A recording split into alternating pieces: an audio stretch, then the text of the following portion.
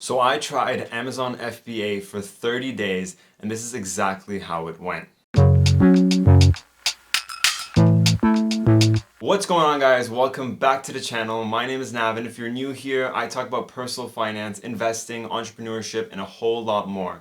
So make sure you guys smash that subscribe button because I upload twice a week and you definitely don't want to miss out. So a while back, I had some time on my hands and I decided to just try something new. And of course, everybody is talking about drop shipping online. So I did some research on Amazon FBA and I'm like, you know what? Might as well give this a shot. I'm gonna give myself a 30-day challenge and see exactly where this goes. So for those of you who don't know what Amazon FBA is, it pretty much stands for Fulfilled by Amazon. And it's pretty much drop shipping, but on the Amazon platform. How it works is that you give the product that you want to sell to Amazon and they're going to fulfill it for you at their warehouses. To better explain this, they do all the hard work when it comes to shipping and fulfilling and customer service, and all you do is work from home on your computer and try to optimize your listings. Now, a lot of the YouTubers and other influencers never ever share with you guys what exactly they're selling on Amazon FBA. Because the truth is, if they told you what they're selling, then you're gonna end up selling it yourself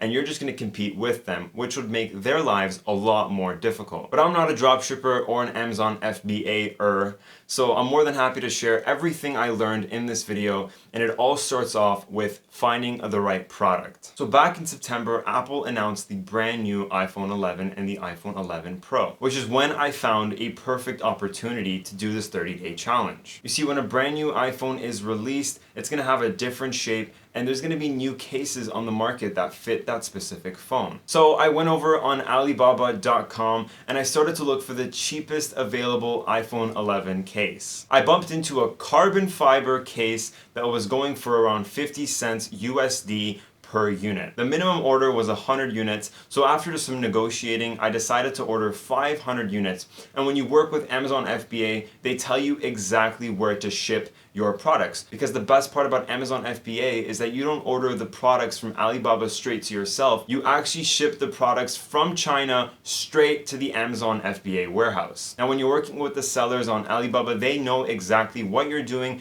and they're flawless when it comes to the process. So don't worry, guys, just explain to them that it's for Amazon FBA and they know exactly what to do next. Now, I personally live in Canada and the population here is roughly 30 to 35 million people. Whereas if in the United States, the population is over 300 million people. So I kind of connected the dots and I noticed that if I have 30 million people to sell to or 300 million people to sell to, I obviously will have 10 times more of the amount of people who would potentially buy my product. So I decided not to focus on the Canadian FBA side at all, and I mainly focused on the American FBA instead. So Amazon provided the exact address and they told me to ship my products over to Dallas, Texas FBA warehouse. So it took about 4 weeks for the products to arrive from China over to Dallas, Texas. And in that time period, I took advantage of some free time and I started doing some research on how to optimize my listing. I took this time to learn exactly how to title my product, writing the descriptions, and all the necessary information needed to possibly succeed on this platform. Also, one thing that I did realize is that every single product on Amazon, the photos that you see are the exact photos that the suppliers on Alibaba actually provide you. People just copy and paste these photos and post them right on Amazon, and they don't even do any work when it comes to photography. Seems to me as a lot of people on Amazon FBA are pretty lazy, and instead of taking their own product photos, they just copy and paste the photos that are provided on Alibaba.com. So I saw this little bit of a loophole and I decided, you know what, I'm gonna be a little bit unique when it comes to my listing. So I'm gonna take the photos that are provided from Alibaba and I'm just going to Photoshop them and make them look so different that no one could tell. So after 4 weeks, my 500 units of iPhone 11 cases arrived in Dallas, Texas. And now keep in mind, guys, again, the reason why I chose iPhone 11 cases was because it was going to be a fresh market and I'll probably be the first 50 people to supply iPhone 11 Pro cases on Amazon. So after perfecting my listing with my title and my description and the nice photoshopped images that I uploaded, it was time to launch the product. I remember this day exactly because the next day I launched the product, I got 0 sales. And I thought maybe something was wrong, so I waited another day, and again I got 0 sales. I didn't change anything until the third day. I finally got my first sale. After the third day, it just continued to grow, and by the first week, I already sold 40 cases. And I remember I was so excited at the time. This was a 30-day challenge that I decided to do just for fun because, I really wanted to know what this hype is all about. After 2 weeks, this is when things really started to change. Now, the cost on the cases were approximately $1 USD each, and I decided to sell them on Amazon for $9.99. Now, of course, Amazon takes a huge cut, and I believe at the time they were taking a 40% cut out of my $10. And after all my fees, membership fees, and all that kind of stuff, I was making about a 50% margin, which is, not bad. I was making about $5 out of every $10 sale. After selling on Amazon for 2 weeks, I decided to one day just search up my product and see how the ranking is. And I was on the first page. But something interesting was going on. I realized my product was now $8 instead of $10. And so when I clicked on my product, I realized someone is selling the same exact product as me for $2 less. And what's crazy is he was selling it on my listing, meaning that he's using my title, my description, and my images. He hasn't done anything. All he's done is pick the same product as me from Alibaba, ship it to Amazon FBA as well, and just literally milk my listing. Now, of course, if there's an $8 option and a $10 option on the same listing, every buyer is just gonna go for the cheaper option. So I decided, oh great, what do I do next? Of course, I'm gonna lower my price, and I brought my price down to $7.50, which I'm now only making roughly $2.50 a case. I check again the day after, and guess what?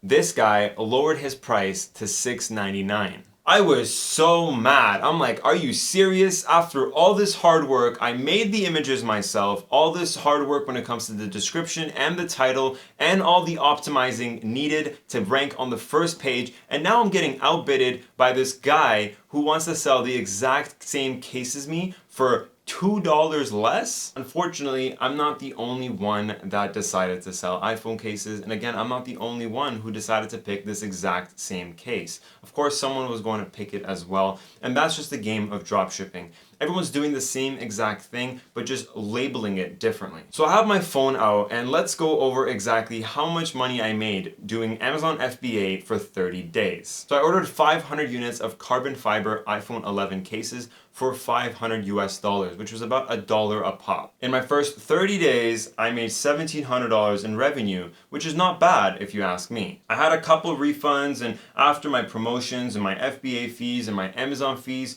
I was left with approximately $710 US. So what did I learn throughout this 30-day challenge? Well, to start off, like I mentioned, I don't dropship full-time. I'm actually a full-time real estate agent from Toronto, Canada. And of course, I'm not the only one that sees all these ads about dropshippers making crazy amounts of money, and they're explaining how you could as well. Which, you know what guys, you actually can. This is definitely a platform which you can grow on as long as you invest a lot of time into it. But that's the same case when it comes to any other business. As long as you're consistent investing a lot of time into it, of course you're gonna grow eventually. Now the first thing I learned through this whole process is, wow, iPhone cases can be hella competitive. Before the phone was out, I was probably the first 20 listings live on Amazon. But by the time the phone came out into the market, there was over 500 iPhone case listings, which is absolutely ridiculous because that just outranked the hell out of me. And of course, there's very popular brands that we see in stores already, like Spigen, Otterbox, the Apple cases themselves,